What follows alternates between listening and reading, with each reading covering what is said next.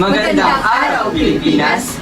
Welcome to a special episode of Breaking Barriers, where we take a closer look at the social structure that shapes our lives. I am Ivan Esteban, reporting live from Social Awareness Desk. And I am Ebaday Payapaya, giving your insight on how society is structured. I'm Mary Rose Marviel, taking you through the ups and downs of social mobility. And I am Axel James Mendoza, and together we're here to break down the barriers of understanding our society. Let's begin with our first headline, social class. Have you ever wondered why some people live in mansions while others struggle to meet their daily needs? It all boils down to how society is divided into different classes. Social class is a division of society based on economic status, occupation, and education, and also the influence. The first one is the upper class. It includes the wealthy and powerful, those who often own businesses or have inherited wealth. The second one is the middle class. It includes professionals like teachers and small business owners. The last one is the lower class, usually includes the laborers, the unemployed, or those with unstable jobs.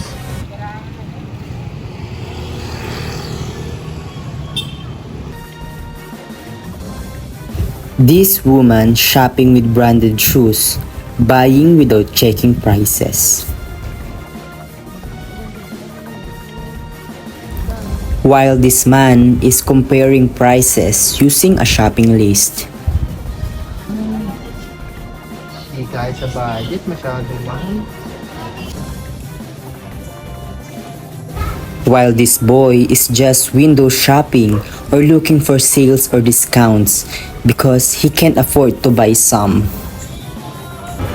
Three people walk into the same mall, but the way they experience it is completely different. That's how the social class affects our everyday life. Now, let's hear another story that will open your eyes. Axel Mendoza, take it away. Kuya Kim, ano na? Did you know the top 1% of the global populations owns nearly 50% of the world's total wealth? And if you had a 1 million pesos, the richest 1% owns nearly 100 times more than you think. It feels like having you own a candy and then own the whole candy factory. Ngayon, alam nyo na. And now, to give us more insight about the next topic, here's Ivan Esteban. Back to you. But social class is not just about money. It affects our access to education, healthcare, and even how we are treated in society. Thank you, Ivan. Now let's proceed to the bigger picture, social stratification. This refers structure way society ranks people into layers. Social stratification is the system where people are grouped based on factors like wealth, power, and prestige. It can be ascribed status, which you are born with, or achieve status, which you earn through your actions and efforts. Two young people, same street, but worlds apart. One never has to worry about tomorrow, and the other is already fighting for the day. This is not a choice. This is social stratification. Kuya Kim, ano na? Did you know, in India, the caste system is legally abolished, but still affects the millions of people's lives today. Even though India banned the caste system, some people are still judged by their last name. That's just being told what you can or can't by doing or using your last or family name. And now, to give us more insight about the social stratification, back to you, Ebaday Payapaya. Thank you, Axel. There are open stratification systems, like democracies, where you can move up or down the ladder. And there are closed systems, like the caste system, where your status is fixed from birth. Now let's talk about the social elevator. Social mobility. Can we really change our position in life? Social mobility is the ability to move between social classes. There are two types. Vertical mobility, moving up or down in class like a poor student becoming a successful CEO. Horizontal mobility, changing positions at the same level, like moving from one job to another with equal status.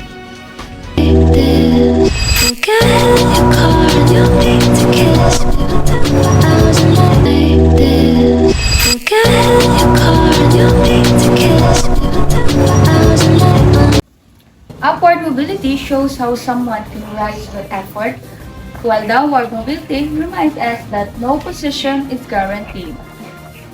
Before we move on, here's a fun fact we might not expect. Take it away, Axel. Kuya Kuya Kim, Kim, ano na? Did you know that education is one of the strongest factors that can live up to upward mobility? And also, did you know most CEOs in the Philippines were once a regular student just like you? And education is like your ticket to the climb of the ladder of success. Ngayon, alam niyo na. Back to you, Mary. Thank you, Axel. Moving up in society is possible, but it takes a lot of hard work, opportunity, and sometimes luck. Still, we should never underestimate the power of dreams and determination.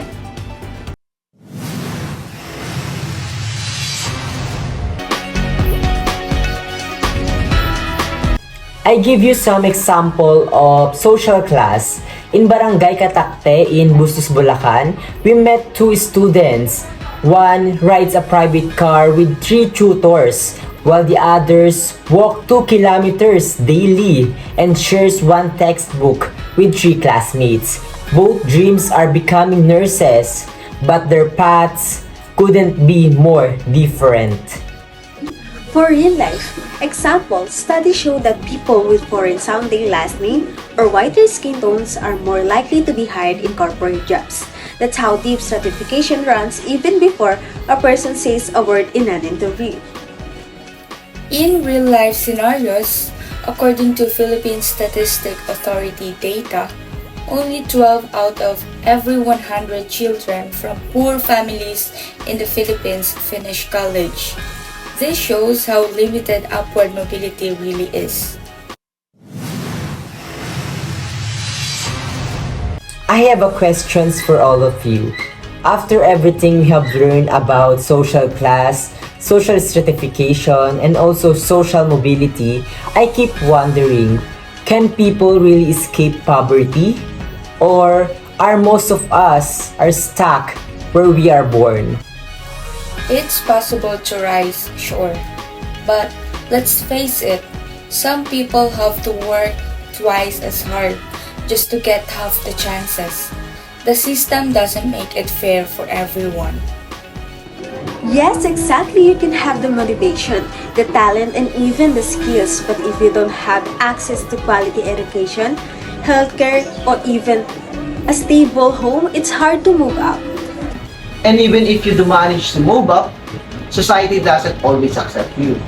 Some people still get judged on where they came from, how they speak, or even how they. That's correct, Axel. That is what makes this topic so real. Social class is not just about money. It's about opportunity, how people treat you, and how the world sees you. And sometimes, the hardest part isn't even poverty itself. It's the feeling that no matter how hard you try, people still expect you to fail because of where you came from. Yes, which is why education is so powerful. Not just formal education, but understanding how society works. The more aware we are, the more we can support change. That's right.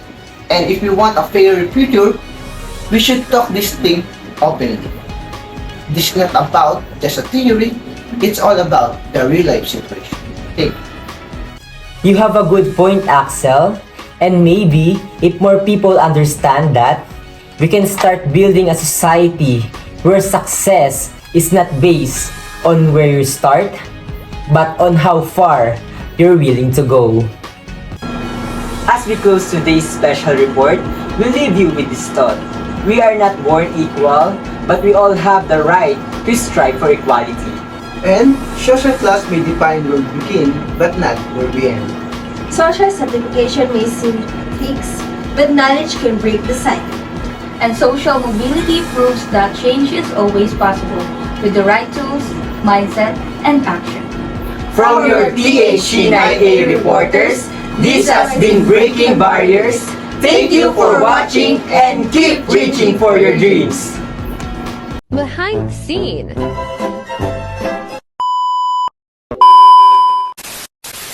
Barriers. We're breaking barriers. Look, wala. Before we... Yeah. Go. Hindi, pagkabisatuin mo muna. Okay. Magkasalita na ako. Go na. The society.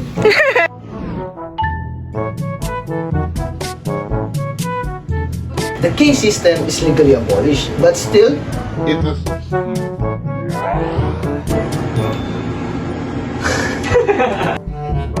Thank you, Axel. Moving on.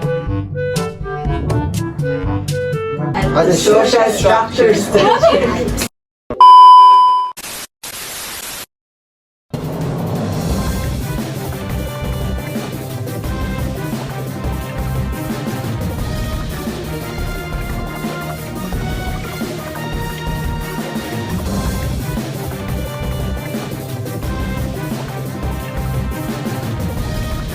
factors that can lead us to upbringing too. And also, did you know, most youths in the Philippines were once regular students, just like you. And education is like your ticket to fly. Sabay-sabay kayo lahat. Thank you.